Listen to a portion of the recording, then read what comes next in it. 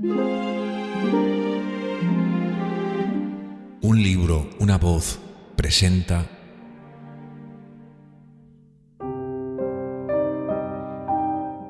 La Dama de Blanco, una novela escrita por Wilkie Collins. Narrada por un servidor, Miguel Ibars.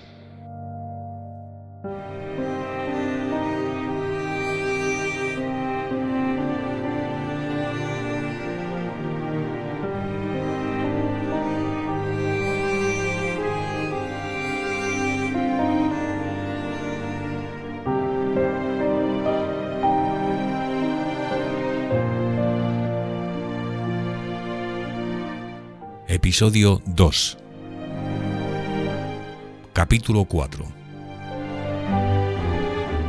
Se ha escapado de mi sanatorio. Si he de confesar la verdad, todo el horror de estas palabras no cayó sobre mí como una revelación. Algunas de las extrañas preguntas que me hizo la mujer de blanco, después de mi irreflexiva promesa de dejarle hacer lo que quisiera, me hicieron pensar que tenía un natural inconstante y revoltoso o que algún reciente choque nervioso había perturbado el equilibrio de sus facultades. Pero la idea de una locura total que todos nosotros asociamos con la palabra sanatorio, puedo declarar con toda honradez que no se me había ocurrido nunca tratándose de aquella mujer. No había observado nada en su modo de hablar ni de actuar que justificara semejante cosa. Y aun con lo que había sabido por las palabras que intercambió el desconocido con el policía, no veía en ella nada que las justificase. ¿Qué había hecho yo? ¿Ayudar a escapar de la más horrible de las prisiones a una de sus víctimas o lanzar al inmenso mundo de Londres una criatura desventurada cuando mi deber, como el de cualquier otro hombre, era vigilar piadosamente sus actos?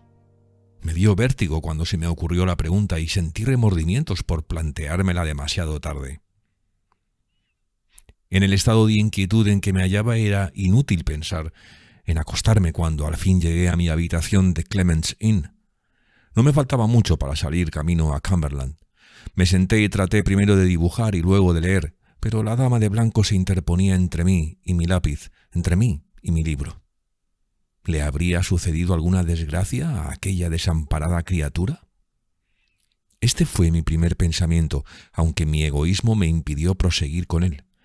Siguieron otros cuya consideración me resultaba menos dolorosa. ¿Dónde había parado el coche? ¿Qué habría sido de ella a esas horas? ¿La habrían encontrado y llevado consigo los hombres del cabriolé? ¿O sería aún capaz de controlar sus actos? ¿Seguíamos nosotros dos unos caminos separados que nos llevaban hacia un mismo punto del futuro misterioso donde volveríamos a encontrarnos? Fue para mí un alivio que llegase la hora de cerrar mi puerta y de decir adiós a las ocupaciones de Londres, a los alumnos de Londres y a los amigos de Londres, y de ponerme de nuevo en camino hacia nuevos intereses y hacia una vida nueva.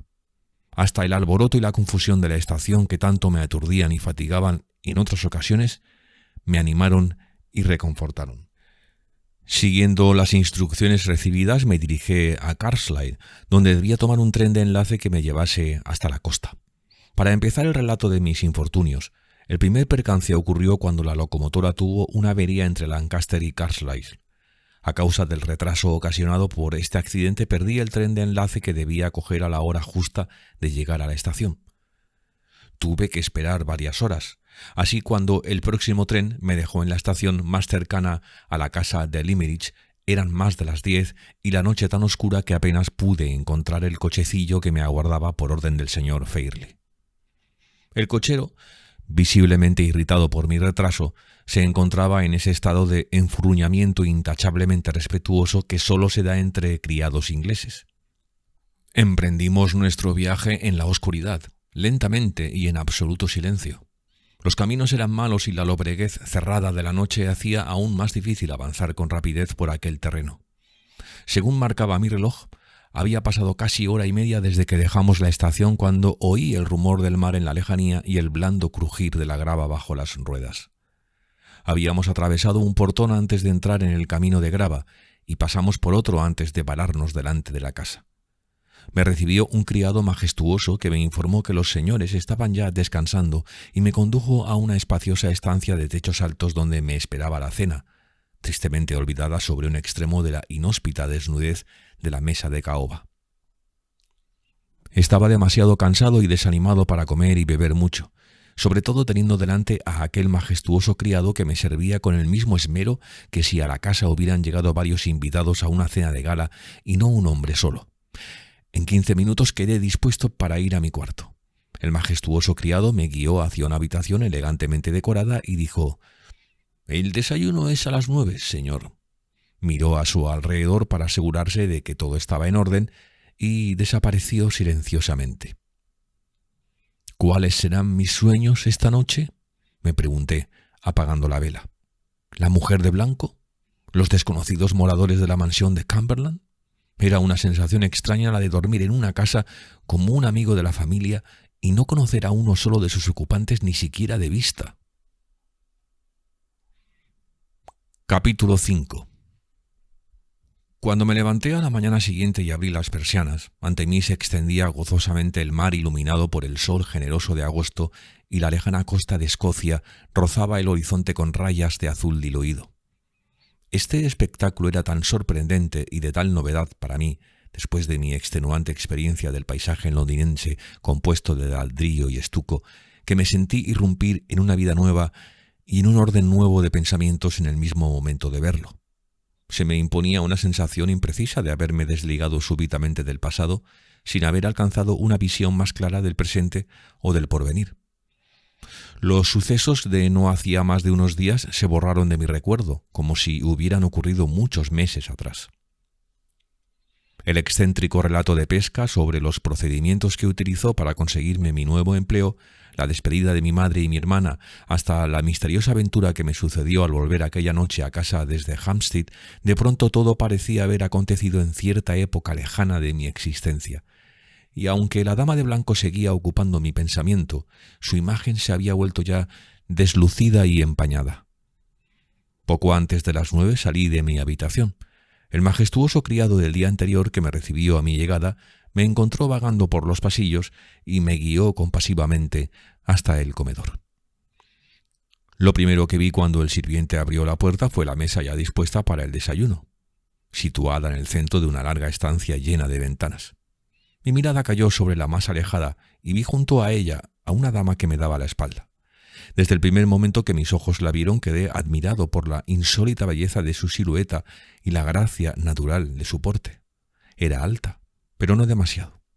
Las líneas de su cuerpo eran suaves y esculturales, pero no era gorda. Su cabeza se erguía sobre sus hombros con serena firmeza.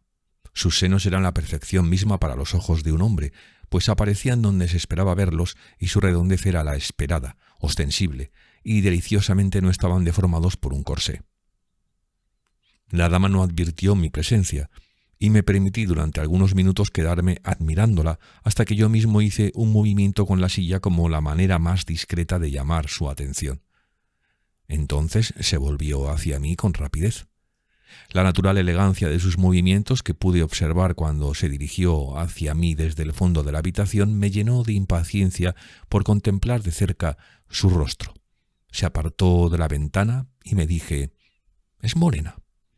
Avanzó unos pasos y me dije: «Es joven».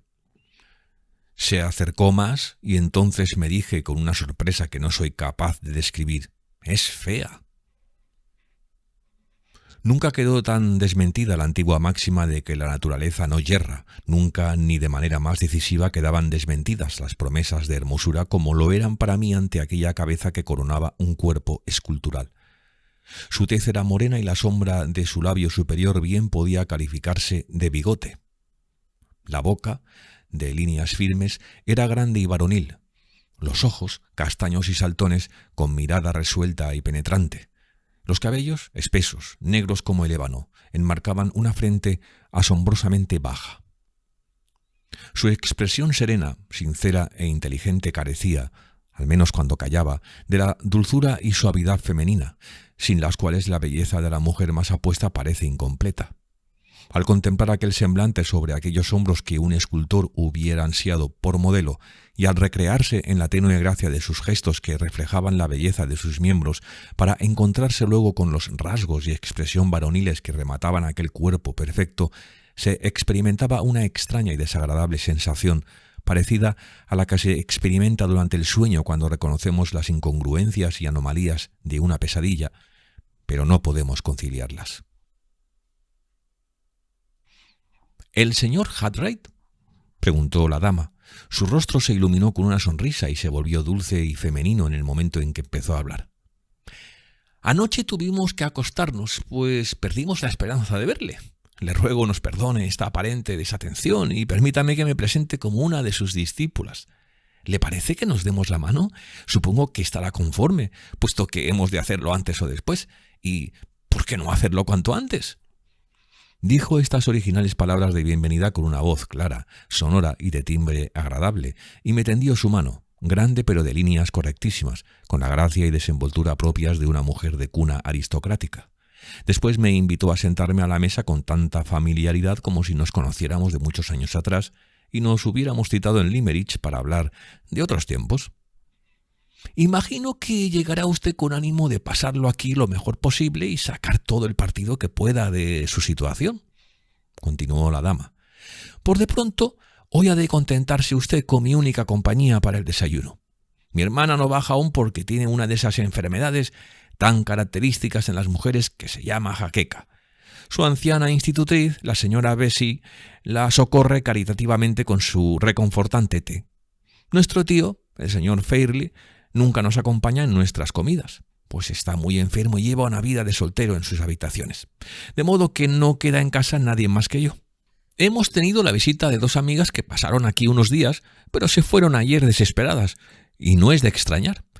Durante todo el tiempo que duró su visita y a causa del estado de salud del señor Fairley, no pudimos ofrecerles la compañía de un ser humano de sexo masculino para poder charlar, bailar y flirtear. En consecuencia, no hacíamos más que pelearnos, principalmente a las horas de cenar. ¿Cómo cree usted que 4 mujeres pueden cenar juntas todos los días sin reñir? Las mujeres somos tan tontas que no sabemos entretenernos solas durante las comidas. Ya ve usted que no tengo muy buena opinión de mi propio sexo, señor Hartright. ¿Qué prefiere usted, té o café?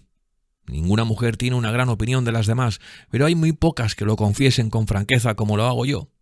Dios mío, ¿con qué asombro me está mirando? ¿Por qué? ¿Le preocupa si le van a dar algo más para desayunar o le extraña mi sinceridad?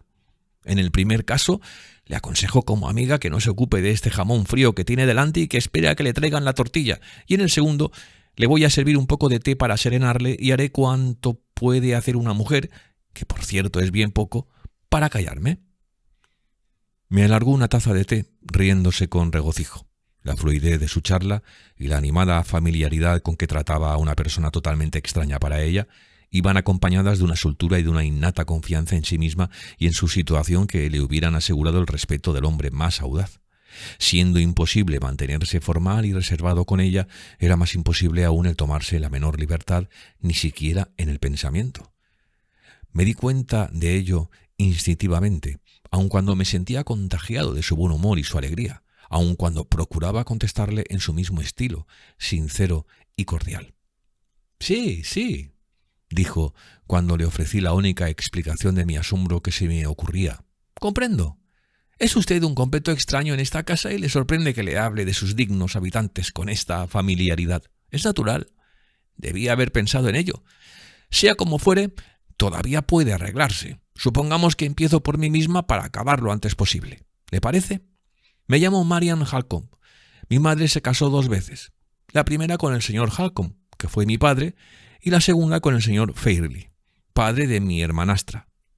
Y soy tan imprecisa como suelen serlo las mujeres, al llamar al señor Fairley mi tío y a la señorita Fairley mi hermana. Salvo en que las 2 somos huérfanas, mi hermanastra y yo somos completamente distintas. Mi padre era pobre y el suyo muy rico. Por tanto, yo no tengo nada de nada y ella una fortuna. Yo morena y fea y ella rubia y bonita. Todo el mundo me tacha de rara y antipática, con perfecta justicia, y a ella todos la consideran dulce y encantadora, con más justicia aún. En suma, ella es un ángel y yo... Pruebe usted esta mermelada, señor Harright, y termine para usted esta frase. ¿Qué voy a decirle ahora respecto del señor Fairley? La verdad es que no lo sé, y como probablemente le llamará en cuanto desayune, usted mismo podrá juzgarle. Mientras tanto, le adelantaré que es el hermano menor del difunto señor Fairley, que es soltero, que es el tutor de su sobrina. Y como yo no quisiera vivir lejos de ella y ella no puede vivir sin mí, esta es la razón de que yo viva en Limerick. Mi hermana y yo nos adoramos mutuamente, lo cual comprendo que le parecerá a usted inexplicable teniendo en cuenta las circunstancias que nos rodean, pero es así. De manera que o nos resulta usted agradable a las dos o a ninguna, y lo que es aún más penoso, que tiene usted que contentarse con nuestra única compañía por todo entretenimiento. La señora Bessie es excelente y está dotada de todas las virtudes imaginables, que no le sirven de nada, y el señor Fairley está demasiado delicado para poder ser una compañía para nadie. Yo no sé lo que le pasa, ni los médicos lo saben, ni él mismo lo sabe. Todas decimos que son los nervios, aunque ninguna sabemos por qué lo decimos. De todos modos, le aconsejo que le siga en sus manías inocentes cuando le vea luego. Ganará su corazón si admira sus colecciones de monedas, de grabados y acuarelas. Le doy mi palabra de que, si la vida de campo le satisface, no veo motivo para que su estancia aquí le desagrade. Desde el desayuno al almuerzo estará ocupado con los dibujos del señor Fairley. Después del almuerzo, mi hermana y yo cargaremos con nuestras cajas de pintura y nos dedicaremos a hacer malas copias de la naturaleza bajo su dirección. El dibujo es el entretenimiento favorito de mi hermana, no el mío. Las mujeres no podemos dibujar. Nuestra mente es demasiado versátil y nuestros ojos son demasiado desatentos. Pero no importa, a mi hermana le gusta, así que yo derrocho pintura y estropeo papel por su gusto y con la misma tranquilidad que cualquier otra inglesa. En cuanto a las veladas, espero que podamos pasarlas lo mejor posible. La señorita Fairley toca muy bien el piano. Yo, pobrecita, no soy capaz de distinguir una nota de la otra, pero puedo jugar con usted una partida de ajedrez, de chaquet, de écarté. Y, teniendo en cuenta mis inevitables desventajas por ser mujer, hasta de billar. ¿Qué le parece este programa? ¿Podrá gustarle nuestra vida tranquila y monótona? ¿O se sentirá inquieto en esta aburrida atmósfera y ansiará en secreto variedad y aventuras? Me soltó esta parrafada con la gracia burlona que la caracterizaba y sin más interrupciones por mi parte que las frases indispensables a que me obliga la cortesía elemental. Pero la expresión empleada en su última pregunta, mejor dicho, una sola palabra, aventuras, que pronunció sin énfasis, trajo a mi imaginación mi encuentro con la mujer de blanco y sentí la necesidad de conocer enseguida la relación que, según las palabras de la desconocida acerca de la señora Fairley, había existido entre la antigua dueña de Limerick y la anónima fugitiva del sanatorio. Aunque yo fuera el más inquieto de los hombres, dije, mi sed de aventuras está aplacada por algún tiempo. La misma noche, antes de llegar a esta casa, tuve una, y le aseguro, señorita Halcombe, que el asombro y excitación que me produjo me durarán todo el tiempo que habite en Cumberland y quizá mucho después. No me diga, señor Harright, ¿podría contármela? Tiene usted perfecto derecho a saberlo. La protagonista de esta aventura me es absolutamente desconocida y puede que también lo sea para usted, pero en su conversación nombró a la difunta señora Fairley con el más sincero cariño y gratitud. ¿Nombró a mi madre? Me interesa todo esto de un modo indecible. Le suplico que lo cuente. Entonces le relaté mi encuentro con la mujer de blanco, tal y como me había sucedido, y le repetí palabra por palabra lo que me dijo con referencia a la señora Fairley en Limerick. Los ojos brillantes y resueltos de la señorita Halcombe estuvieron fijos en los míos todo el tiempo que duró mi relato. Su semblante reflejaba el asombro, el interés más vivo, pero nada más. Era evidente que ella, como yo, no tenía la menor idea de cuál podía ser la clave del misterio. ¿Está usted completamente seguro de que ella se refería a mi madre?, preguntó. Completamente, repuse. Sea quien fuere la mujer, ha estado alguna vez en la escuela del pueblo de Limerick. La señora Fairley la trató con el mayor cariño y ella lo recuerda con agradecimiento y siente un afectuoso interés por todos los miembros de su familia que le sobreviven. Ella sabía que la señora Fairley y su marido habían muerto y me hablaba de la señorita como si ambas se hubieran conocido de niñas. Me parece que usted ha dicho que ella negó que fuese de aquí, ¿verdad? Sí, me dijo que venía de Hampshire. ¿Y no consiguió que le dijera su nombre? No. ¡Qué extraño! Yo creo que obró muy bien, señor Harright, al dejar en libertad a la pobre criatura, pues delante de usted no hizo nada que probase que no merecía disfrutarla. Pero desearía que se hubiera mostrado más insistente en saber su nombre. Sea como sea, tenemos que aclarar este misterio. ¿Haría usted mejor en no hablar aún de ello con el señor Fairley ni con mi hermana? Estoy segura de que los dos ignoran tanto como yo quién puede ser aquella mujer y qué relación tiene con nosotros. Son ambos, aunque cada uno a su manera, muy sensibles y nerviosos, y solo conseguiría usted alarmar a uno e inquietar a la otra, sin sacar nada en limpio. En cuanto a mí, estoy muerta de curiosidad y voy a dedicar desde ahora todas mis energías al esclarecimiento del asunto. Cuando mi madre vino aquí después de su segundo matrimonio, es cierto que fundó la escuela del pueblo tal y como se halla ahora, pero todos los maestros de entonces han muerto y no podemos esperar ninguna luz por ese lado. Lo único que se me ocurre es... La entrada de un criado diciendo que el señor Fairley tendría mucho gusto en verme cuando hubiese desayunado interrumpió nuestra conversación. «Espere usted en el hall», contestó por mí la señorita Halcombe con un estilo rápido y autoritario. «El señor Harright irá enseguida. Le iba a decir», continuó dirigiéndose a mí, «que mi hermana y yo poseemos una gran colección de cartas de nuestra madre, dirigidas a mi padre y al suyo. Como esta mañana no tengo otra cosa que hacer, voy a dedicarme a revisar todas las que mi madre escribió al señor Fairley. A él le encantaba Londres y se pasaba la vida fuera de esta casa y, cuando él estaba ausente, ella tenía la costumbre de contarle todo lo que sucedía en Limerick. Sus cartas están llenas de noticias de la escuela en la que tanto entusiasmo había puesto. Y estoy segura de que cuando nos volvamos a ver a la hora del almuerzo, habré descubierto algún indicio. El almuerzo es a las 2, señor Harright, y entonces tendré el gusto de presentarle a mi hermana. Durante la tarde daremos una vuelta por los alrededores para enseñarle a usted nuestros rincones favoritos. Así que hasta luego. A las 2 nos veremos». Me saludó con una graciosa inclinación, tan espontánea y natural como todo lo que hacía y decía, y desapareció por una puerta que había al fondo de la habitación. En cuanto se fue, salí al hall y seguí al criado para comparecer por vez primera ante el señor Fairley. Capítulo 6. Volví a subir la escalera, guiado por mi acompañante que me condujo hasta un pasillo en el que estaba el cuarto en que yo había dormido la noche anterior, y abriendo la puerta siguiente me dijo que entrase. «Tengo orden del señor de enseñarle a usted su estudio particular y preguntarle si está conforme con su ubicación y si hay suficiente luz». Muy exigente hubiera tenido yo que ser si no hubiese quedado satisfecho del cuarto y de su decoración. El delicioso panorama que se contemplaba desde el ventanillo era el mismo que había admirado aquella mañana desde mi dormitorio. Los muebles eran una maravilla de belleza y lujo.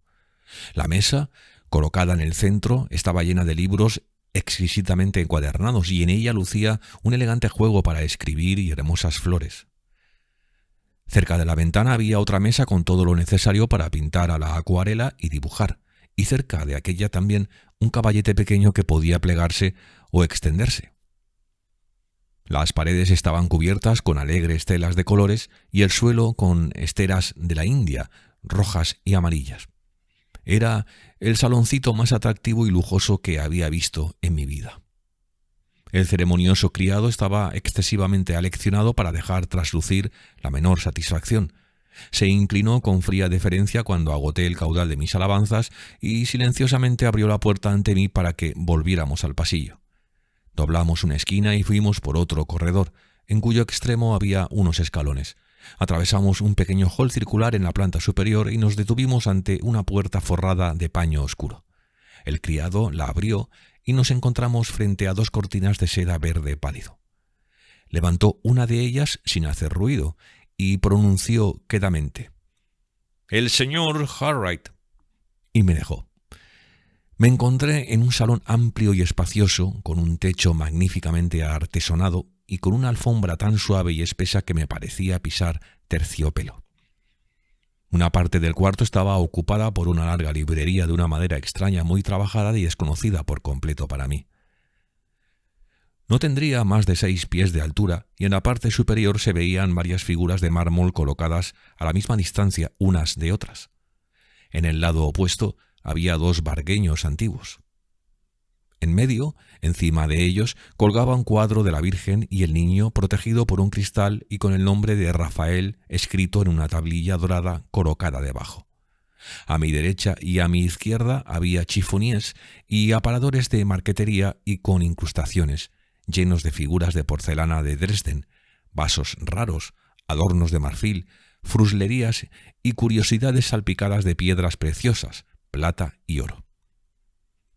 Al fondo del salón, frente al lugar en que yo estaba, las ventanas se hallaban medio cubiertas y la luz del sol, tamizada con grandes persianas del mismo tono verde que las cortinas de la puerta, resultaba deliciosamente suave, misteriosa y tenue, iluminando todos los muebles y objetos con la misma intensidad, contribuyendo a que el profundo silencio y el tono de recogimiento que reinaban en aquel lugar fuesen más pronunciados, envolviendo en una tranquila atmósfera la figura solitaria del amo de la casa, el cual descansaba con un gesto de indiferencia en una gran butaca, en uno de cuyos brazos había un atril para leer y en el otro una mesita.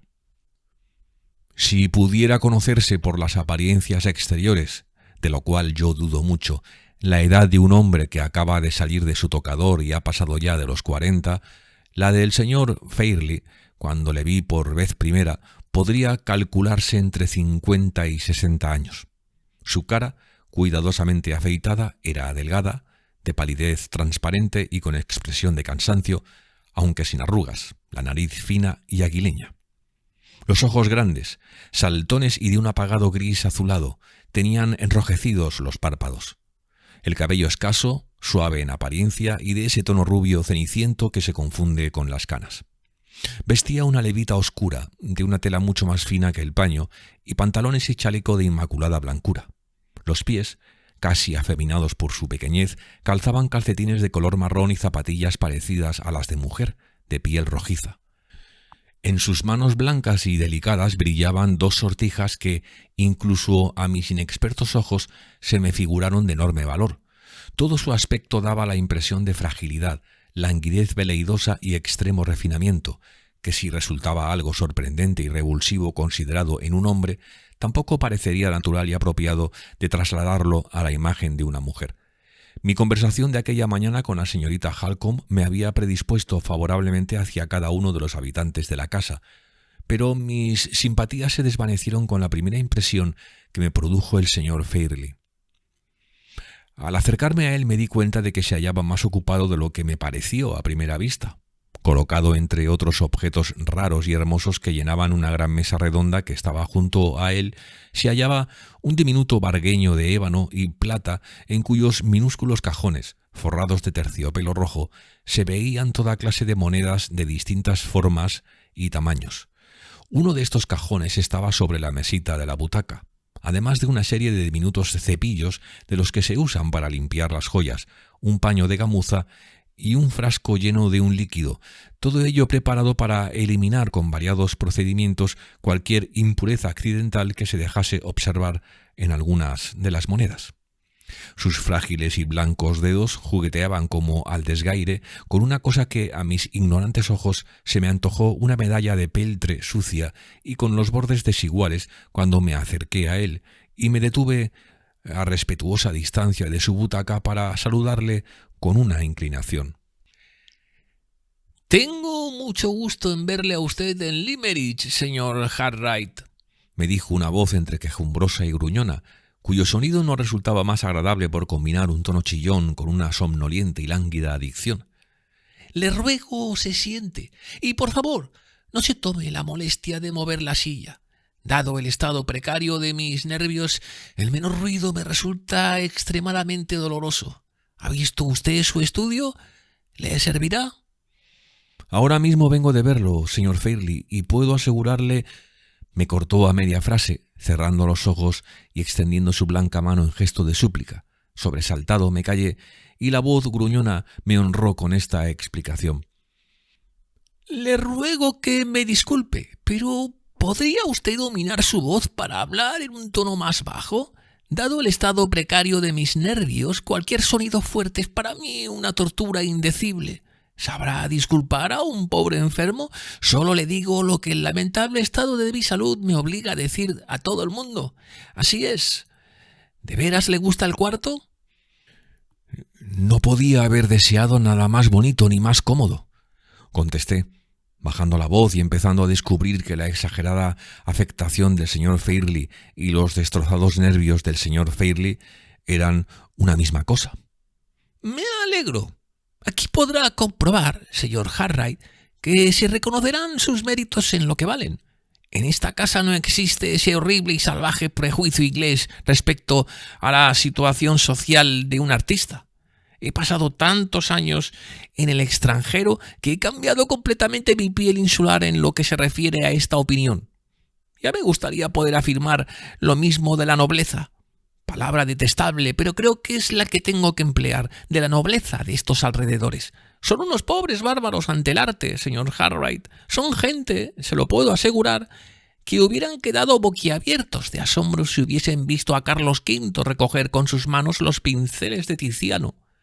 ¿Quiere usted tener la amabilidad de poner estas monedas en el vargueño y darme otro cajón? Dado el estado precario de mis nervios, cualquier esfuerzo es para mí un trastorno indecible. Así es. Gracias. Como una puesta en práctica de la liberal teoría social que el señor Fairley se había dignado aclararme, aquella fría demanda no pudo menos de hacerme gracia. Devolví un cajón a su sitio y le entregué otro con toda la deferencia de que fui capaz. Inmediatamente él volvió a juguetear con sus monedas y cepillos, y al mismo tiempo que hablaba no dejaba de contemplarlas con lánguida admiración. Mil gracias y mil perdones. ¿Le gustan las monedas? Así es, estoy encantado de que tengamos otra afición común, además de nuestra inclinación por el arte. Y ahora, hablando de la parte pecuniaria de nuestro trato, dígame, ¿le parece satisfactorio? Completamente satisfactorio, señor Fairley. Me alegro. ¿Qué más? Ah, sí, ya me acuerdo. Hablando de su amabilidad en beneficiarme con sus conocimientos del arte, al final de la primera semana mi administrador se entrevistará con usted para complacerle en todo lo que le parezca necesario.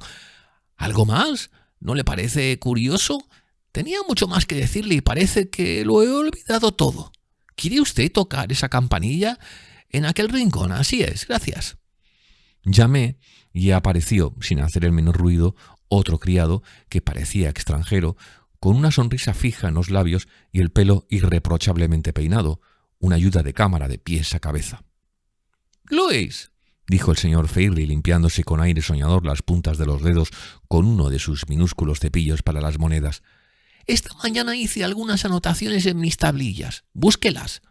«Mil perdones, señor Harright. Me temo que se aburre conmigo». Como volvió a cerrar cansadamente los ojos antes de que pudiera contestarle y como, en efecto, me aburría muchísimo, permanecí en silencio contemplando a la Virgen con el niño de Rafael. Mientras tanto, el criado había salido y había vuelto trayendo un pequeño libro con tapas de marfil.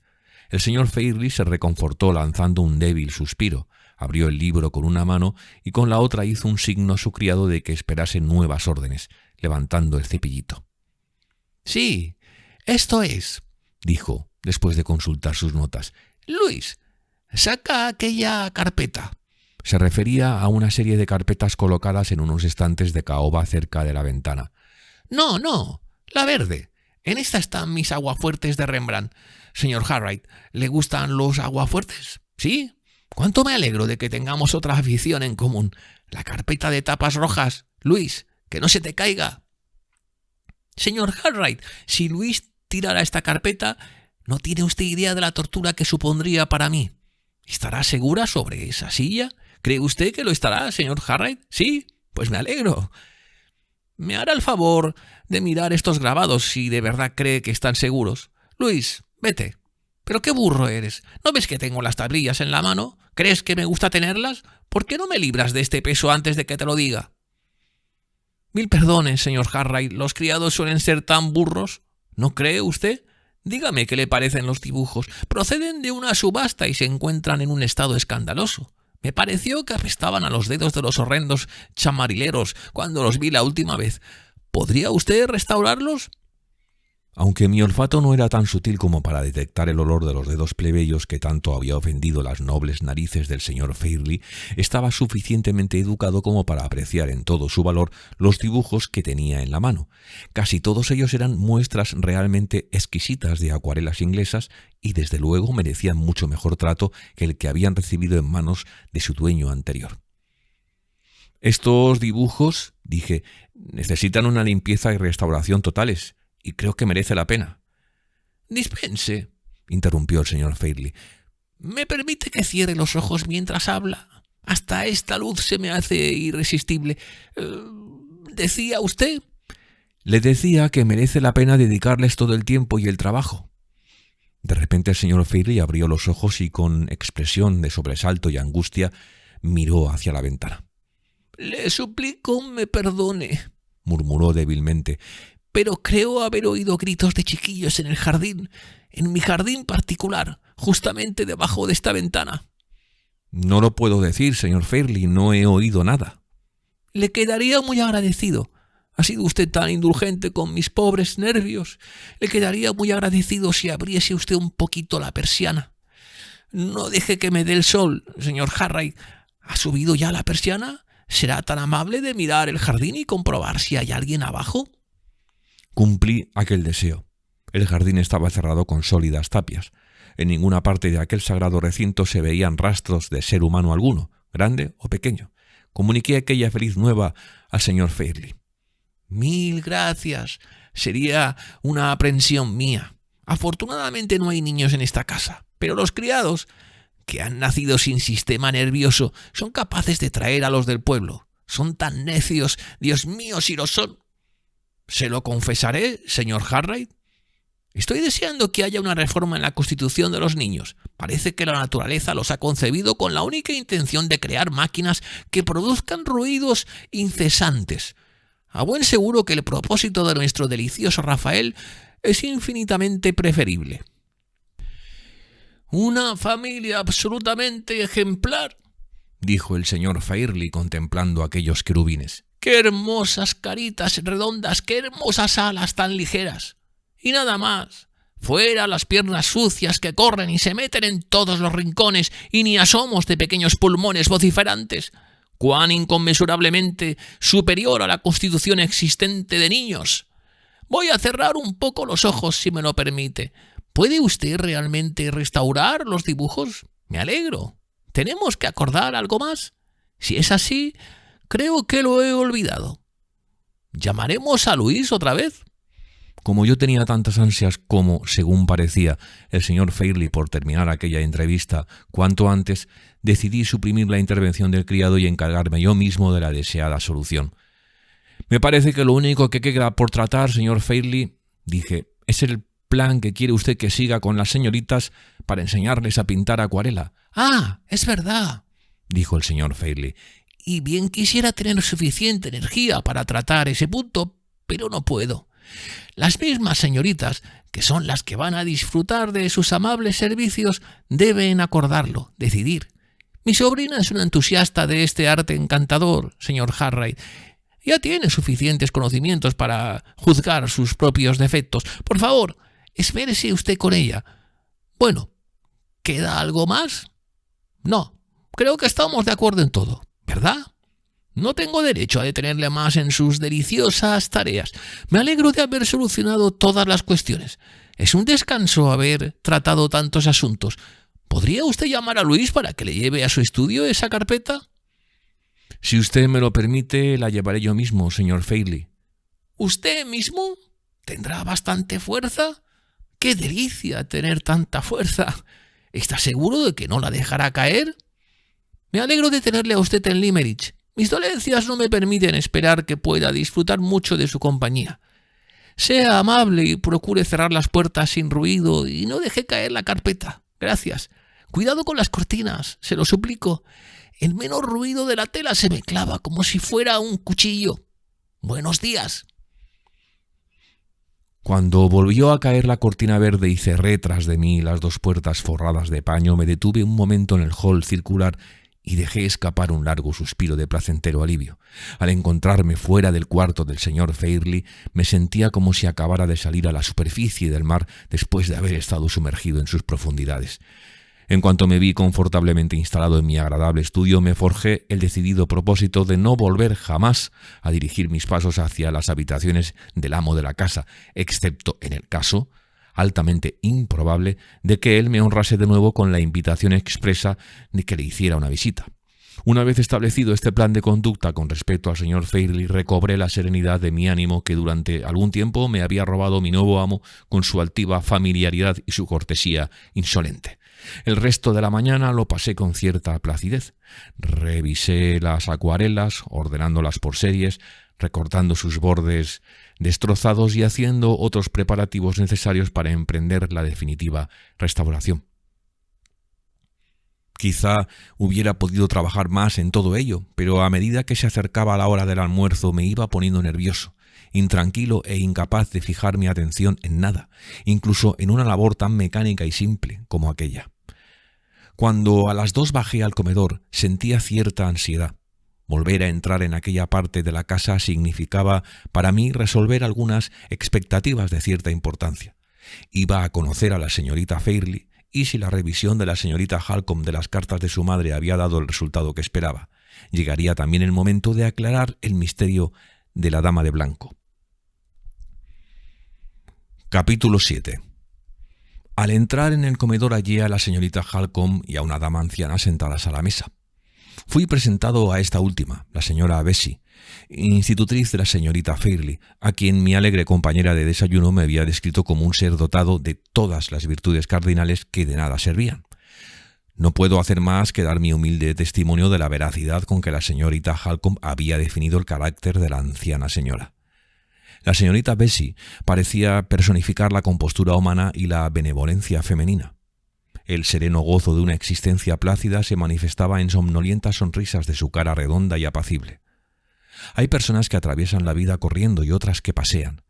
La señora Bessie se pasaba la vida sentada en casa mañana y tarde, sentada en el jardín, sentada siempre junto a la ventana cuando viajaba, sentada en una silla portátil cuando sus amigos intentaban llevarla de excursión al campo, sentada para ver alguna cosa, sentada para hablar de cualquier asunto, sentada para contestar sí o no a las preguntas más sencillas, siempre con la misma sonrisa serena vagando en sus labios, la misma inclinación de cabeza reposadamente atenta y la misma colocación dormilona y confortable de los brazos y manos por muy distintas que fuesen las circunstancias domésticas de cada momento.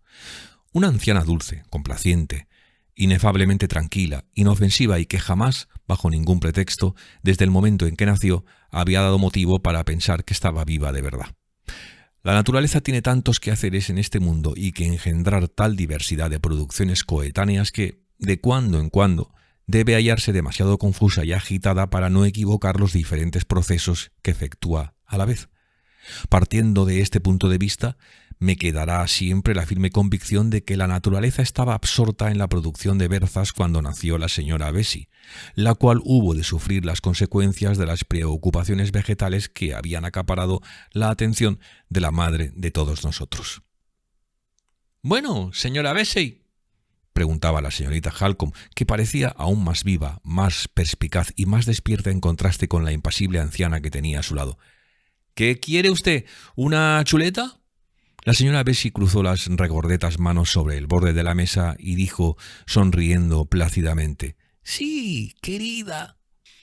«¿Qué es lo que hay a este otro lado del señor Harright? ¿Pollo hervido? Creía que usted prefería pollo hervido a la chuleta, señora Bessie». La señora Bessie separó sus regordetas manos del borde de la mesa para cruzarlas sobre su regazo. Hizo un gesto afirmativo con la cabeza mirando el pollo hervido y repitió, «Sí, querida». «Bueno, pero ¿qué es lo que quiere hoy? ¿Que le dé pollo el señor Harright o que le sirva yo una chuleta?» La señora Bessie puso nuevamente una de sus manos regordetas sobre el borde de la mesa. Meditó con somnolencia y contestó, «Lo que usted quiera, querida». «Por amor de Dios, es para usted, mi querida amiga, no para mí. Supongamos que toma usted un poco de cada cosa y que empieza por el pollo, porque el señor Harright parece que se muere de ganas de trincharlo para usted». La señora Bessie colocó la otra mano regordeta en el borde de la mesa y pareció animarse durante un momento, pero enseguida, recuperando su impasibilidad, inclinó la cabeza sumisamente y dijo: «Cuando usted quiera, señor». Desde luego se trataba de una señora muy dulce, complaciente, inefablemente tranquila e inofensiva, ¿no es cierto? Pero creo que tenemos bastante por ahora acerca de la buena señora Bessie. Y a todo esto ni rastro de la señorita Fairley. Terminábamos de almorzar y seguía sin aparecer. La señorita Halcombe, a cuya penetración no escapaba nada, se dio cuenta enseguida de que yo lanzaba miradas furtivas de tiempo en tiempo hacia la puerta. «Comprendo lo que está pensando, señor Harright», me dijo. «Quiere saber qué habrá pasado con su otra discípula. Bajó antes y ya se ha disipado su jaqueca, pero no tenía bastante apetito para acompañarnos en la comida. Si quiere usted confiarse a mí, creo que podremos encontrarla en algún lugar del jardín». Cogió una sombrilla que había sobre un asiento próximo a ella y se dirigió hacia una gran cristalera al extremo del comedor que daba al mismo jardín. Es inútil advertir que dejamos a la señora Bessie sentada a la mesa con las manos regordetas cruzadas aún en su borde. Al parecer, tenía ya postura para toda la tarde. Cuando cruzamos la explanada, la señorita Halcombe me miró significativamente y me dijo, moviendo la cabeza: «Su misteriosa aventura continúa envuelta en la misma impenetrable oscuridad. Me he pasado la mañana leyendo cartas de mi madre y no he descubierto nada todavía. Sin embargo, no pierda la esperanza, señor Harright. Es una cuestión de curiosidad y tiene usted a una mujer polariada. Con esta condición el éxito es seguro, antes o después. Todavía no he agotado las cartas. Me quedan 3 paquetes de ellas y créame que pasaré toda la tarde leyéndolas». Así pues, otra de mis ilusiones matutinas seguía todavía sin realizarse. Luego me pregunté si al conocer a la señorita Fairley también se verían defraudadas las expectativas que me había formado a su respecto después del desayuno. «¿Y qué tal le fue con el señor Fairley?», me preguntó la señorita Halcombe cuando dejamos la explanada para entrar en una alameda. «¿Estaba muy nervioso esta mañana?». «No medite la respuesta, señor Harright. El mero hecho de tener que meditarla me lo dice todo. Leo en su cara que estuvo muy nervioso y como no quiero llevarle a usted al mismo estado, no le pregunto más». Mientras hablaba llegamos a un sendero tortuoso y nos acercamos a una preciosa casita de madera que representaba en miniatura un chalet suizo. En la única estancia de la casita en la que nos encontramos al subir unos escalones se hallaba una joven.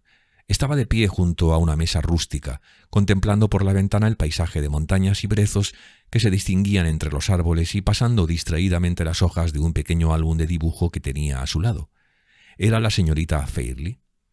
¿Seré capaz de describirla? ¿Podré separarla de mi sentimiento y de todo lo que ocurrió después? ¿Puedo verla de nuevo tal y como apareció ante mis ojos por primera vez y como debe aparecer ahora ante los ojos que van a contemplarla en estas páginas? La acuarela que hice de Laura Fairley poco después, mostrándola en el mismo sitio y en la misma actitud en que la vi por primera vez, está sobre mi mesa mientras escribo. La estoy mirando y ante mí emerge, radiante desde el oscuro fondo marrón verdoso del pabellón, su figura joven y ligera, vestida con un sencillo traje de muselina de anchas rayas blancas y celestes. Un chal de la misma tela envuelve y enmarca sus hombros. Un pequeño sombrero de paja de color natural, adornado sobria y sencillamente con un lazo que armonizaba con el vestido, cubría de suaves sombras perladas su frente y sus ojos. Su cabello es de un castaño ligero y pálido. Su color no es pajizo, pero es igual de claro. No es dorado, pero reluce como si lo fuera. Casi se confunde con la sombra del sombrero. Lo llevaba partido con una raya en el centro y peinado hacia sus orejas, dejando que los rizos naturales cayesen sobre su frente. Las cejas son más oscuras que el cabello. Los ojos son de ese azul turquesa límpido y tenue, tantas veces cantado por poetas y tan pocas veces visto en la realidad. Ojos adorables por la forma, grandes, tiernos y pensativos, pero hermosos sobre todo por la abierta veracidad de su mirada que emana de su fondo mismo y que brilla en todas sus variadas expresiones con la luz de un mundo más puro y mejor. el encanto tan gentil y tan distinguido a la vez que sus ojos confieren a todo su rostro, encubre y transforma sus pequeños defectos naturales en todo ser humano, hasta tal punto que resulta difícil considerar las relativas ventajas e imperfecciones de los demás rasgos. Cuesta darse cuenta de que la parte inferior del rostro es demasiado afilada al llegar a la barbilla para considerarlo correctamente proporcionado en relación con la parte superior y que la nariz en su comienzo procede de los moldes de la rectitud aquilina, siempre dura y cruel en una mujer, por perfecta que esta rectitud haya sido considerada abstractamente y se hace respingona en la punta, faltando así a la pureza ideal de la línea y que los labios, dulces y sensuales, sufren una ligera contracción nerviosa cuando ella sonríe, de modo que uno de sus extremos se tuerce ligeramente hacia arriba. Quizás sea posible advertir estos defectos en la cara de otra mujer, pero no es fácil verlos en la suya, donde se funden sutilmente con todo lo personal y característico de su expresión, que para llenarse de vida, para animarse en cada facción, necesita el impulso móvil de los ojos. ¿Es que mi pobre retrato, mi obra favorita, la labor paciente de largos y felices días, me muestra todo esto? ¡Ah! ¡Qué poco muestra un borroso dibujo mecánico y cuánto a la imaginación que lo contempla! Una muchacha de pelo claro, delicada, vestida con un bonito traje ligero, vuelve las hojas de un álbum mientras mira por encima de él con sus ojos azules, inocentes y veraces. Esto es todo lo que el dibujo puede decir, quizá todo lo que puedan decir el pensamiento y la pluma en su lenguaje distinto y más preciso. La mujer, que es la primera en dar vida, luz y forma a nuestras vagas concepciones estéticas, llena un vacío en nuestro espíritu, vacío que desconocíamos hasta que ella se nos apareció. Hay atracciones que resultan demasiado profundas para sentimientos que se encuentran a una profundidad inalcanzable para las palabras, inalcanzable para los pensamientos, que despiertan gracias a otras fuerzas distintas a las asequibles a nuestros sentimientos y que los medios de expresión pueden transmitir. El misterio que se esconde tras la belleza de las mujeres está fuera del alcance de las simples emociones humanas hasta que lo desentraña el misterio aún más profundo de nuestras propias almas. Entonces, tan solo entonces, sale fuera de la angosta región en la que para iluminarlo basta la luz del pincel y de la pluma. Pensad en ella como pensaríais en la primera mujer que hizo latir vuestro corazón más deprisa, como no lo había conseguido ninguna otra mujer. Dejad que los cándidos y dulces ojos azules tropiecen con los vuestros, como han tropezado con los míos, con esa única mirada incomparable que tan bien recordamos los dos. Dejad que su voz os hable con la música que otrora habéis amado. Ninguna otra sonará tan deliciosa para vuestro oído, tal como ha sonado para el mío.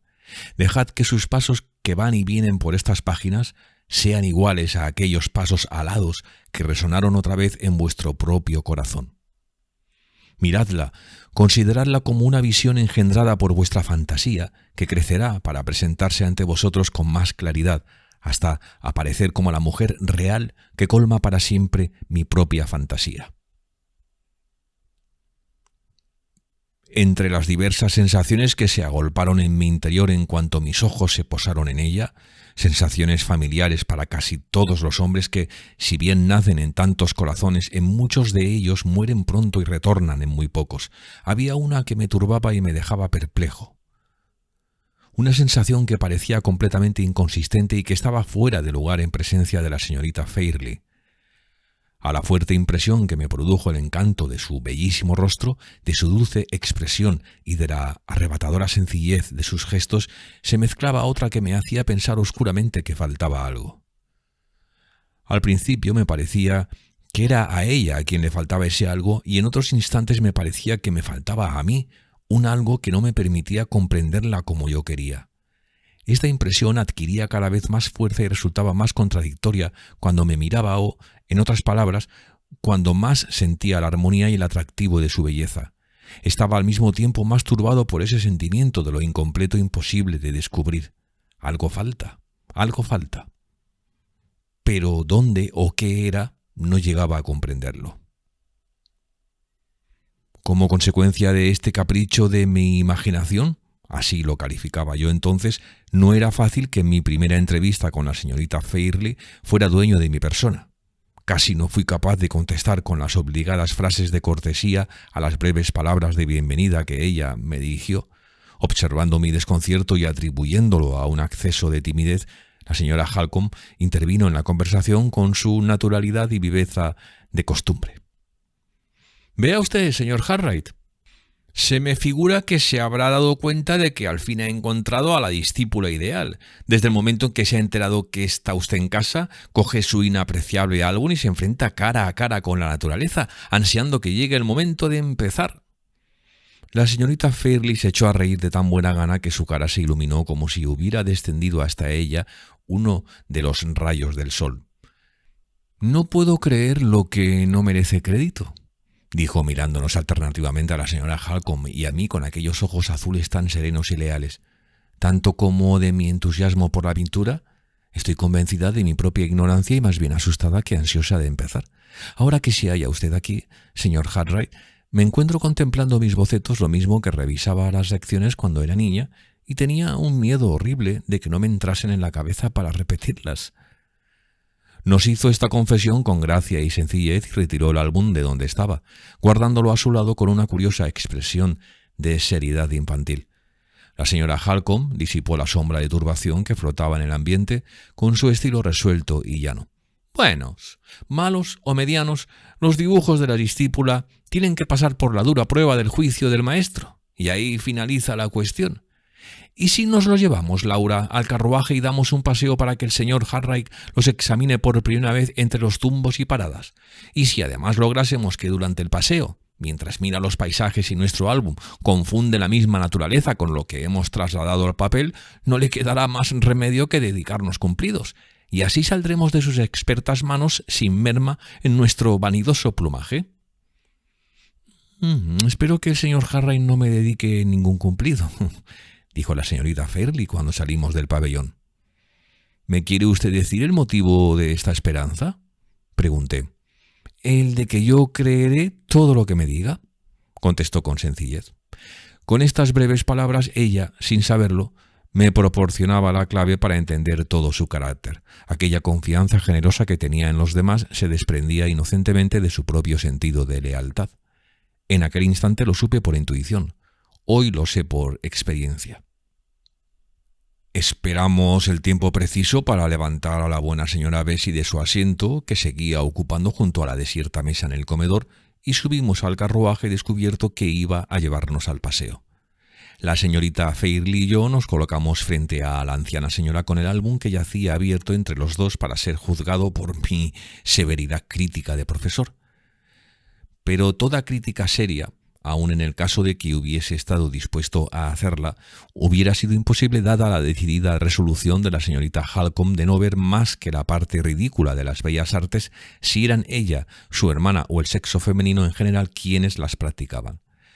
Me resulta mucho más fácil recordar nuestra conversación que los esbozos y dibujos que iba hojeando mecánicamente. Sobre todo aquella parte en que intervino la señorita Fairley está de tal modo grabada en mi mente como si la hubiera escuchado hace solo algunas horas. Sí, he de reconocer que en este primer día me dejé llevar del hechizo de su presencia hasta olvidarme de mí mismo y de la posición que yo ocupaba. Lo más insignificante de las preguntas que me hiciera sobre el modo de manejar los pinceles y mezclar los colores o cualquier cambio de expresión en sus adorables ojos cuando miraban a los míos con el deseo de aprender todo lo que yo fuese capaz de enseñarle y descubrir todo lo que yo podía mostrarle, atraían infinitamente más mi atención que los maravillosos paisajes que íbamos atravesando o el grandioso juego de luz y sombra que se desplegaba mientras los eriales ondulantes sucedían a la ribera llana.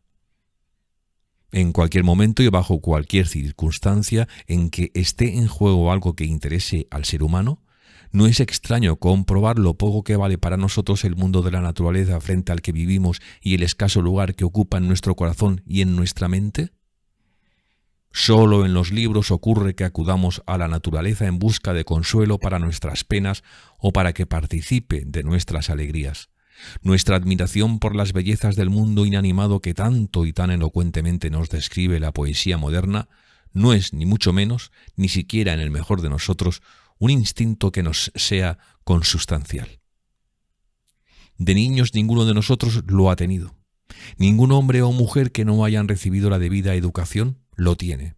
Aquellos que pasan su vida en medio de las continuamente cambiantes maravillas del mar y de la tierra son precisamente los más insensibles a cualquier aspecto de la naturaleza que no esté directamente relacionado con su propio interés. Nuestra capacidad para apreciar las bellezas del suelo en que vivimos es, en verdad, uno de los efectos de la civilización que aprendemos como un arte y aún más. Esta capacidad pocas veces la practicamos ninguno de nosotros, a no ser que nuestra mente se halle enteramente desocupada e indolente. ¿Qué parte tienen los atractivos de la naturaleza en las emociones e intereses agradables o penosos nuestros o de nuestros amigos? ¿Qué espacio ocupa en los miles y miles de narraciones sobre sucesos corrientes que salen a diario de nuestros labios para que los escuchen los demás? Todo lo que nuestras mentes pueden concebir, todo lo que nuestros corazones pueden aprender, podemos alcanzarlo con la misma certeza, con el mismo provecho y con la misma satisfacción para cada uno de nosotros en cualquier panorama que la faz de la tierra pueda ofrecernos, sea el más pobre o el más rico. Esta es, sin duda, la razón de que exista la atracción innata entre la criatura y la creación que la rodea, razón que quizá pueda hallarse en la enorme diferencia entre los destinos del hombre y su esfera terrestre. La más grandiosa perspectiva de una montaña que pueda alcanzar la visión del hombre está destinada al aniquilamiento. El más pequeño de los intereses humanos que el corazón pueda anidar está destinado a la inmortalidad. El paseo había durado casi 3 horas cuando el coche volvió a atravesar las verjas de Limerick. En el camino de vuelta dejé que las señoras escogiesen por sí mismas el paisaje que empezaríamos a esbozar al día siguiente bajo mi dirección.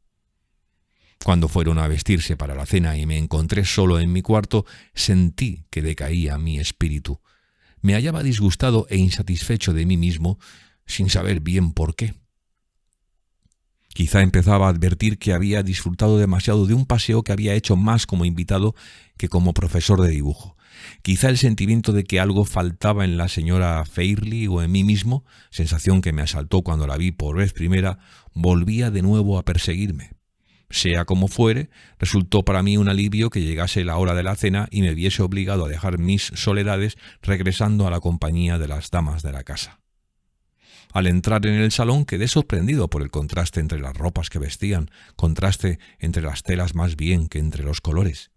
Mientras que la señora Bessie y la señorita Halcombe estaban ricamente ataviadas, de la manera que mejor correspondía a la edad de cada una, la primera de color gris y plata y la segunda con ese tono amarillo pálido que también armoniza con la tez morena y el cabello oscuro, y la señorita Fairley vestía un sencillo y casi pobre vestido de muselina blanca.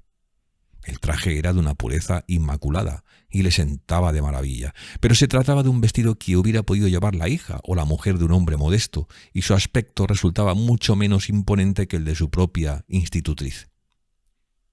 Algún tiempo después, cuando llegué a conocer mejor el carácter de la señorita Fairley, supe que este raro contraste se debía a su natural delicadeza y a la repugnancia que sentía por cualquier detalle que pudiera aparecer ante los demás como una ostentación de su riqueza.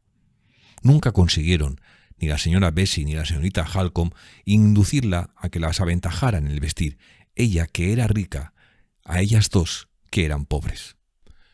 Al finalizar la cena volvimos al salón, aunque el señor Fairley, emulando el gesto portentoso del monarca que recogió los pinceles de Tiziano, había dado órdenes al mayordomo de informarse acerca de mis preferencias para con el vino de después de la cena. Estaba resuelto a resistir la tentación de pasar la velada en una soledad esplendorosa rodeado de botellas elegidas por mí mismo, y me consideraba lo bastante sensato como para seguir las civilizadas costumbres extranjeras pidiendo permiso a las señoras para levantarme al mismo tiempo que ellas de la mesa durante todo el tiempo que durase mi permanencia en Limerick. El salón en que nos habíamos instalado para el resto de la velada estaba en la planta baja y tenía las mismas proporciones y tamaño que el salón del desayuno.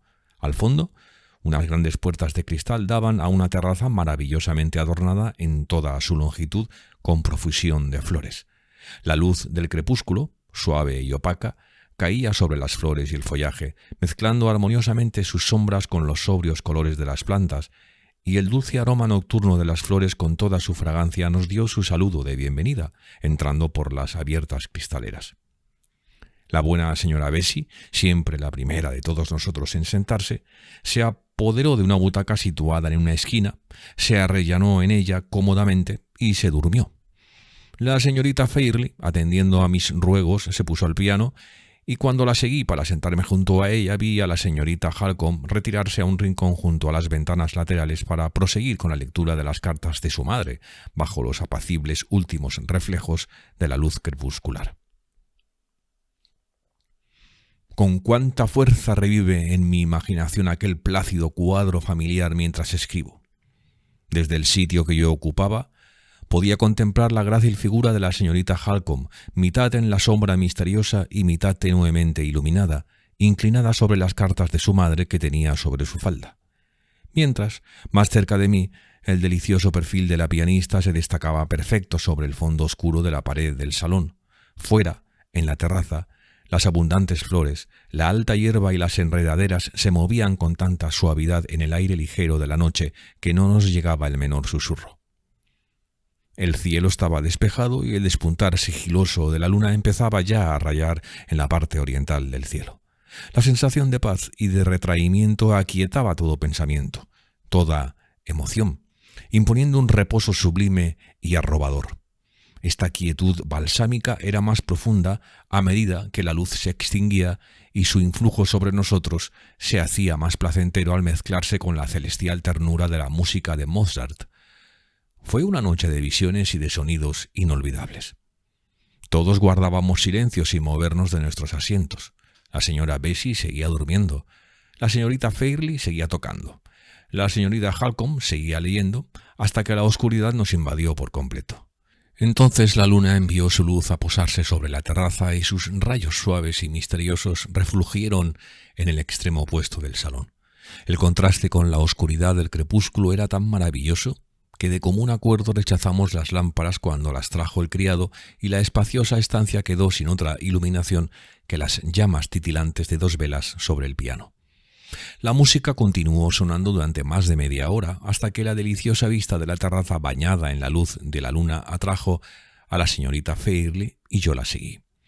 La señorita Halcombe había cambiado de sitio cuando encendieron las velas del piano para seguir la lectura de las cartas. La dejamos allí sentada sobre una silla baja, al lado del piano, tan absorta que ni siquiera pareció darse cuenta de lo que hacíamos. No habíamos estado en la terraza ni 5 minutos, apoyados en su baranda frente a las puertas de cristal, cuando, en el momento en que la señorita Fairley, por consejo mío, cubría su cabeza con un pañuelo para protegerse de la brisa del anochecer, oí la voz de la señorita Halcombe, llena de ansiedad profunda, alterado su alegre sonido habitual, pronunciar mi nombre.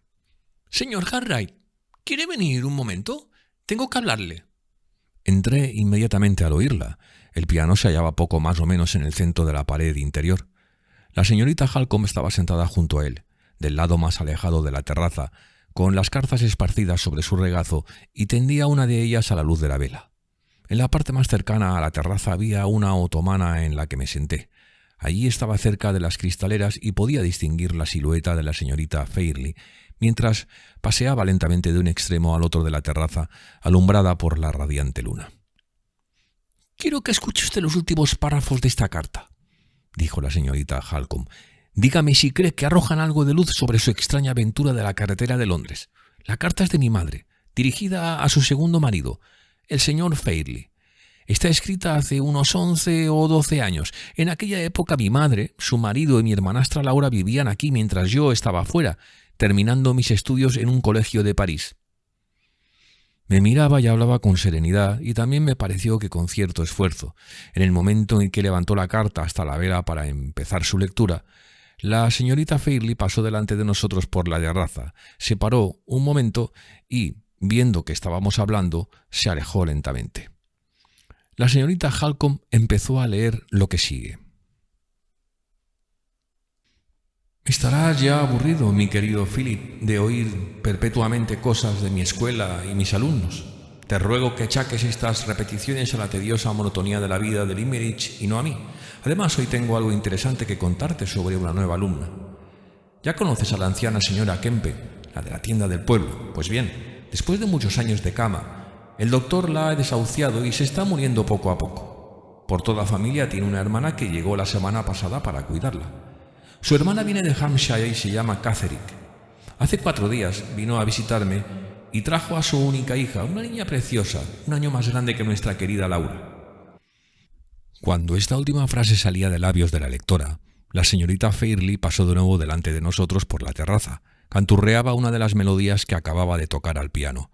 La señorita Halcombe esperó a que se alejara para continuar su lectura. La señora Catherine es una mujer honrada, educada y respetable, de mediana edad. Se diría que su belleza fue regular, solo regular, hermosa, pero sin embargo hay un no sé qué en su persona que no acabo de interpretar. Es tan reservada en lo que a ella se refiere que parece ocultar algo y tiene una mirada, no podría describirla, que me hace pensar que está tramando algo. Total, que uno diría que tiene delante un misterio viviente. En cuanto al objeto de su visita a Limerick, es bien sencillo. Cuando dejó Hampshire para asistir a su hermana en esta última enfermedad, tuvo que traer con ella a su hija por no tener a nadie con quien dejarla. La señora Kempe puede morir en 1 semana o resistir meses y meses, y la señora Catherine vino a pedirme que permitiese a su hija Anne asistir a las clases en mi escuela. Aunque solo sería de manera provisional, porque después de la muerte de la señora Kempe tendría que dejarlas para regresar junto con su madre a casa. Accedí enseguida, y ese mismo día, cuando Laura y yo salimos de paseo, llevamos a la niña, que tiene 11 años, a la escuela. Nuevamente volvió a surgir ante nosotros la figura grácil y esplendorosa de la señorita Fairley envuelta en su níveo traje de muselina. Su cara estaba deliciosamente enmarcada por los pliegues del pañuelo que había anudado bajo la barbilla. Una vez más, la señorita Halcombe esperó a que se alejara para seguir leyendo. Me he encaprichado locamente, Philip, con mi nueva discípula por una razón que te diré al final y que será una sorpresa para ti. La madre me ha hablado tan poco de su hija como de sí misma y he tenido que descubrir yo sola, el mismo día de comenzar las clases, cuando empecé a preguntarle, que la pobre criatura no está desarrollada intelectualmente como corresponde a su edad. En vista de ello, me la he traído a casa al día siguiente y he llamado al médico con la mayor reserva para que la observe, la interrogue y me diga cómo la encuentra. Su opinión es que se le pasará con el tiempo, pero dice que es de gran importancia el sistema de enseñanza que se emplee con ella en la escuela, porque su extrema lentitud en aprender cosas nuevas implica una extraordinaria tenacidad para retenerlas cuando hayamos conseguido que su mente las haya asimilado. Y ahora, amor mío, no vayas a figurarte con tu acostumbrada ligereza que me he encariñado con una retrasada mental. Esta pobre Anne Catherine es una niña muy cariñosa, dulce y agradecida. Dice cosas graciosas y divertidas. Como podrás juzgar por ti mismo enseguida, cuando menos lo esperas, te mira con asombro y casi con miedo. Aunque va siempre muy limpia, las ropas que lleva son de mal gusto, tanto en el color como en el corte. Así que ayer dispuse que arreglasen para Anne Catherine alguno de los viejos vestidos y sombreros blancos de nuestra querida Laura. Le expliqué que a las niñas pequeñas que tienen su tez, el blanco les sienta mejor que ningún otro color y las hace parecer más limpias. Durante 1 minuto estuvo callada, visiblemente turbada. Luego se puso colorada y pareció haber comprendido. Su pequeña mano se aferró a la mía. La besó, Philip, y me dijo con gravedad, con mucha gravedad: «Vestiré de blanco mientras viva. Así me acordaré de usted, señora, y pensaré que sigue queriéndome aunque me vaya de aquí y no la vea más». Esta es solo una muestra de las muchas cosas extrañas que dice con tanta gracia. Pobrecita mía. Le haré una colección de trajes blancos con grandes dobladillos para que le sirvan cuando crezca. La señorita Halcombe calló y me miró por encima del piano. ¿La mujer solitaria que encontró en la carretera era joven? ¿Podría tener 22 o 23 años? Me preguntó. Sí, señorita Halcombe, era de esta edad. ¿Y vestía de forma extraña, toda de blanco, de pies a cabeza? Toda de blanco. En el momento en que salía de mis labios la respuesta, la señorita Fairley pasó ante la puerta por 3ª vez, pero en lugar de seguir paseando se detuvo, dándonos la espalda, apoyada sobre la balaustrada de la terraza y contemplando el jardín. Mi mirada resbaló por el blanco resplandor de su traje de muselina y del tocado, rutilantes bajo la luz de la luna, y una sensación que no consigo expresar, una sensación que aceleró los latidos de mi corazón y cortó mi respiración, se apoderó de mí. ¿Toda de blanco?, repetía la señora Halcombe. La parte más importante de la carta es la última, señor Hartright, la que le voy a leer ahora. Pero no puedo por menos de insistir en la coincidencia del traje blanco de la mujer que usted encontró y los vestidos blancos que inspiraron esta extraña respuesta en la pequeña discípula de mi madre. El doctor pudo haberse equivocado cuando, al descubrir el retraso mental de la niña, predijo que se le pasaría con el tiempo.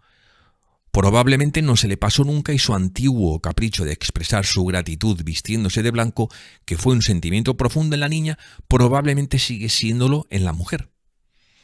Contesté con pocas palabras y ni sé lo que dije. Toda mi atención se concentraba en el blanco reflejo del traje de muselina de la señorita Fairley. «Escuche el último párrafo de la carta», dijo la señorita Halcombe. «Le va a sorprender, estoy segura». Cuando ella levantó la carta a la luz de la vela, la señorita Fairley se volvió de espaldas a la balaustrada, miró hacia un lado y otro de la terraza, como dudando qué hacer, dio un paso hacia la puerta y se detuvo mirándonos. Entretanto, la señorita Halcombe me leía el último párrafo de la carta. «Y ahora, amor mío, viendo que se me acaba el papel, te diré la verdadera razón asombrosa de mi cariño por la pequeña Anne Catherine. Querido Philip, aunque no sea ni la mitad de bonita, es, sin embargo, por uno de esos fenómenos casuales de parecido que se hallan a veces, el retrato viviente, por el cabello, por el tono de su tez, por el color de sus ojos y el óvalo de su cara». De un salto me levanté de la otomana antes de que la señorita Halcombe hubiese terminado la frase. La misma sensación escalofriante recorrió mi cuerpo, como en aquel momento en que en el desértico camino real de Londres una mano se posó sobre mi hombro. Allí estaba la señorita Fairley, una figura blanca y solitaria iluminada por la luz de la luna, y en su actitud, en la inclinación de su cabeza, en el color y en el óvalo de su rostro veía ya la imagen viviente, a aquella distancia y en tales circunstancias, de la mujer de blanco. La duda que había turbado mi mente horas y horas atrás, en un instante se volvió certidumbre. Aquel algo que faltaba era mi inconsciente convicción del ominoso parecido entre la fugitiva del sanatorio y mi discípula de Limerick. «¿Lo ve usted?», dijo la señorita Halcombe. Dejó caer la carta, que ya era inútil. Sus ojos brillaban al encontrarse con los míos. «¿Lo está viendo ahora como lo vio mi madre hace 11 años?» «Lo veo, aunque no puedo decirle cuán a pesar mío. El solo hecho de asociar la imagen de aquella mujer desamparada, abandonada, perdida aunque no sea más que por el parecido casual con la señorita Fairley, me parece como proyectar una sombra sobre el futuro de la radiante criatura que nos contempla. Ayúdeme a disipar esta impresión tan pronto como pueda. Llámela, sáquela de esa funesta luz de la luna. Por favor, dígale que venga». «Señor Hartright, me sorprende usted. Sean lo que sean las mujeres, yo creía que los hombres del siglo XIX estaban por encima de las supersticiones. Llámela, por favor». «Sí». «Ella viene sin que la llamemos. No diga nada en su presencia. Que sea un secreto entre usted y yo, este parecido que hemos descubierto. Ven, Laura, ven y despierta con el piano a la señora Bessie. El señor Hartright está clamando por la música y ahora la quiere alegre y ligera. Lo más alegre posible».